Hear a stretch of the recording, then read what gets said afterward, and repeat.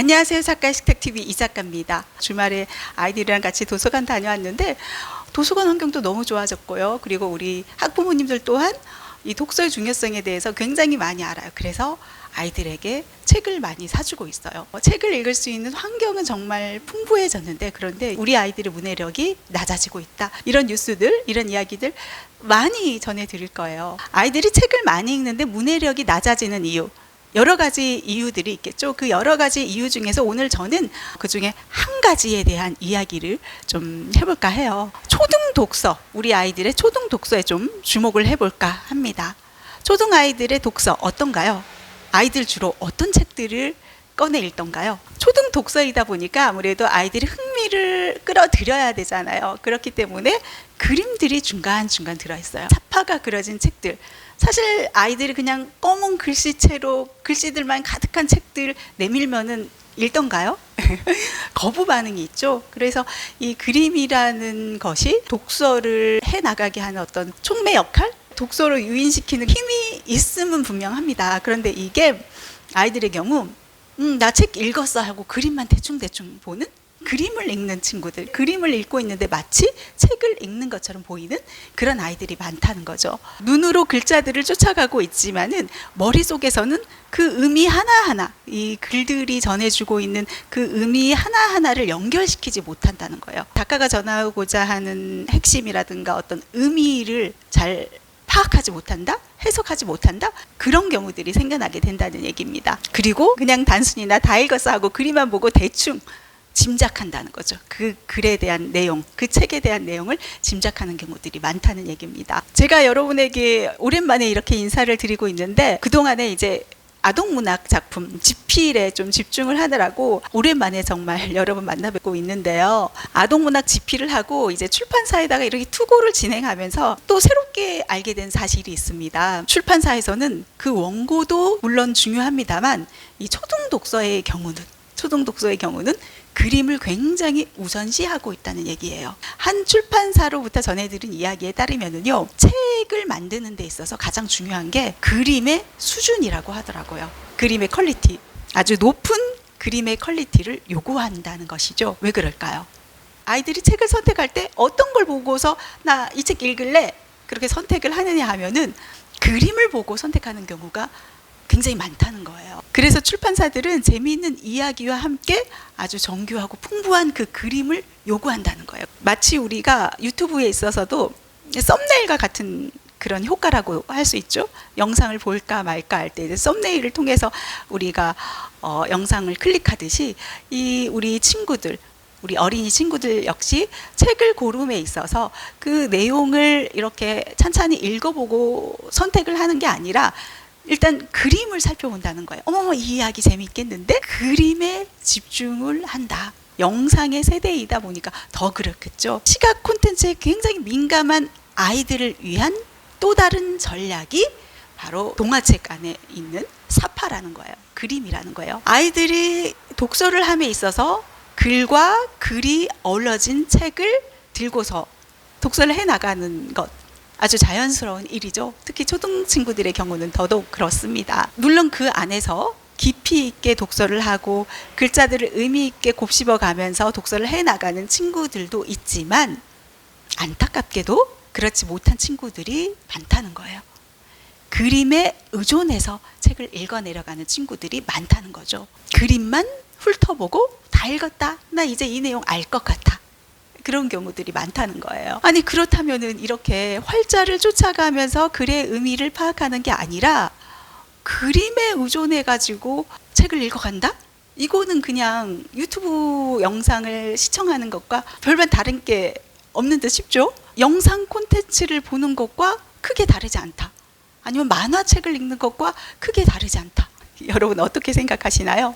저는 실제로 아이들을 지도하면서 확인을 한 적이 있어요. 책상 위에 이렇게 책들이 놓여 있어가지고 친구들이 이렇게 살펴봐요. 이 책 어떤 책이지? 살펴보거든요. 그럴 때마다 너희들은 책을 고를 때 어떤 부분에 우선시하고 책을 고르느냐라고 이렇게 물어봤더니 친구들이 그림을 보고 선택을 한다, 그런 이야기들을 많이 했고요. 실제로 책을 읽음에 있어서도 그냥 대충 그림만 읽어 나가는 그런 경우들이 많다라는 그런 대답들도 많았습니다. 제가 이제 신문 수업을 진행하고 있는데 신문 수업에 있어서도 그런 부분들을 만나볼 수 있었습니다. 신문을 오리고 그것과 관련된 문제들을 이제 풀어나가게 하는데 친구가 답을 잘 정리를 했더라고요. 그래서 어떻게 가지고 이 답을 찾게 됐느냐라고 물어봤을 때 텍스트를 읽어내려가면서 글자들을 읽어내려가면서 의미를 파악하면서 답을 얻어낸 게 아니라 사진 속에 있는 정보를 통해서 답을 찾아냈더라고요. 글을 통해서 의미를 해석하는 것이 아니라 그림을 통해서, 사진을 통해서 이미지를 단서 삼아서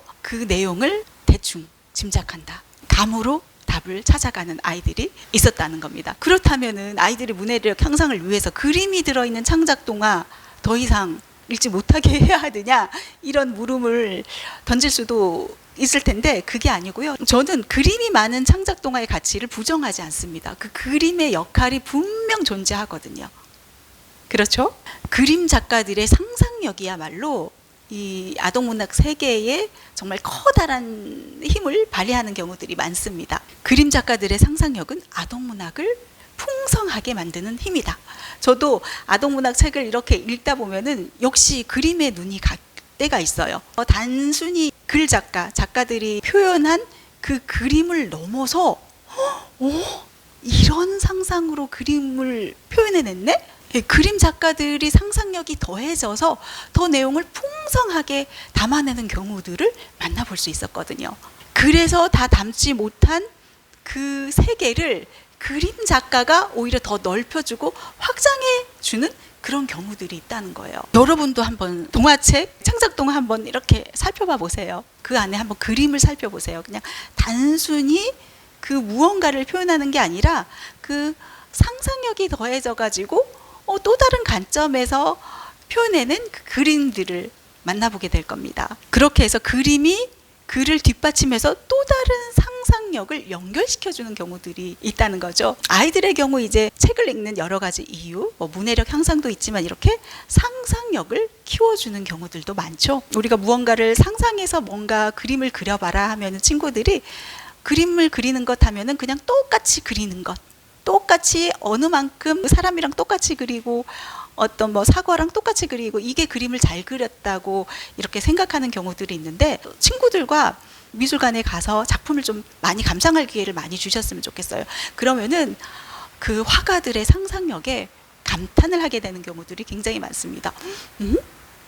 그냥 얼굴이 아니라 그 얼굴 안에 수많은 이 눈동자들이 담겨져 있는 그런 얼굴들, 그리고 어떤 곳에서는 분홍 색깔의 이미지를 통해서 무언가를 만들어내는 그런 모습들 등등 굉장히 다양한 상상력을 체험할 수 있거든요. 그게 미술관에 가지 못하더라도 우리가 아동문학 책 한 권을 보더라도 그래요. 철수가 가방을 들었다 해서 그 가방을 그리는 게 아니라 그것을 또 뛰어넘어 가지고 그 가방을 또 다른 이미지로, 그 가방 안에 또 다른 무언가를 담아내서 또 다른 상상력으로 그걸 표현해내는 그런 놀라운 그 그림 작가의 상상의 세계를 만나볼 수 있습니다. 그래서 그림이 들어있는 책은 그러면 앞으로 읽히지 말아야 되겠다가 아니라 저는 오히려 강추드립니다. 아이들의 상상력을 키워주는데 그림이 주는 그 효과 또한 있다. 그렇다면 우리는 문해력도 키워야 되겠고, 상상력도 키워야 되겠고, 독서가 준 즐거움도 키워야 되겠고, 모든 거를 이제 좀 누렸으면 좋겠죠, 우리 아이들이. 그렇다면 어떻게 하는 게 좋을까? 단순히 우리가 책을 많이 읽는 것에 치우치는 게 아니라 이 책을 통해서 상상하게끔 하고, 그리고 뭔가를 표현하게끔 하는 그러한 나눔의 시간을 많이 가져야 한다고 생각해요. 표현의 시간, 나눔의 시간. 아이와 함께 책을 통해서 대화하는 시간을 많이 갖는 것이 굉장히 중요하다는 겁니다. 우리가 딱딱한 책들, 빼곡하게 검은 그 활자로 가득 찬 이 책들 거부감이 들잖아요. 두꺼운 책들 거부감이 들잖아요. 그렇기 때문에 아이들을 책의 세계로 유인시키기 위해서 이 그림이라는 것이 필요하다. 이 그림이 단순한 장식이 아니라 또 아이들의 마음을 여는 그런 역할을 하고, 그리고 또 잠시 쉬어가는 역할, 잠시 그림 보면서 쉬어가는 역할, 그리고 잠시 그림을 보면서 또한 상상의 세계를 펼쳐가는 거예요. 내용에 집중해가지고 우리가 막 어떤 질문을 하지? 애가 책을 제대로 읽긴 읽었나 하면서 이제 그 내용을 파악하려 드시는 우리 학부모님들이 있잖아요. 그러지 말고 그림에 빠져든 친구라면, 그림에 굉장히 우리 초등 친구들 관심이 많단 말이에요. 그러면은 그림에 집중하는 친구라면 그림을 통해서 대화를 시도해 나가라. 저는 이 말씀을 드리고 싶습니다. 어떻게 하냐면 먼저 그림에 대해서 이야기를 나눠보는 거예요. 부모님이 이제 책에 대한 내용을 막 물어보고 싶은데 부모님도 책을 읽어야 되잖아요. 그런데 그림 같은 경우는 한번 이렇게 보면은 오! 해서 부모님도 이 그림을 바라보고서 이제 느끼는 부분들이 분명히 있을 거란 말이에요. 그러면 친구에게 질문을 하는 거예요. 그림 속의 아이는 왜 이런 표정을 지었지? 이 그림 안에서는 이 주인공의 이런 모습이 그려졌는데 그 다음 스토리가 궁금해. 그 다음 스토리 좀 알려줄래? 라든가 그렇게 하다 보면은 친구들이 그림에서 더 나아가서 글자로 시선이 넘어가게 된다. 그러면서 이제 그거를 또 엄마에게, 선생님에게 설명을 하게 된다. 그 설명을 하기 위해서 또 그림에만 집중해 나갈 게 아니라 글자로까지 자연스럽게 넘어서 그 글자의 세계로까지 조금씩 다가설 수 있다는 그 얘기입니다. 중요한 거는요, 그림이냐 그리냐가 아니라 그림이든 글이든 어떻게 그 책 안의 세계를 이해하느냐, 어떻게 그 책 안의 세계를 이해하고 또 나만의 방식으로 그거를 표현해낼 수 있느냐, 그 과정에 집중을 해 나가시라는 얘기입니다. 이야기를 어떻게 이해하고 표현해내느냐의 그 과정, 그게 자꾸 더해지면 더해질수록 우리가 글자의 세계, 독서의 세계에서 그 의미를 연결해 나가는 그런 연습의 과정이 축적되는 그런 시간이라 할 수 있습니다.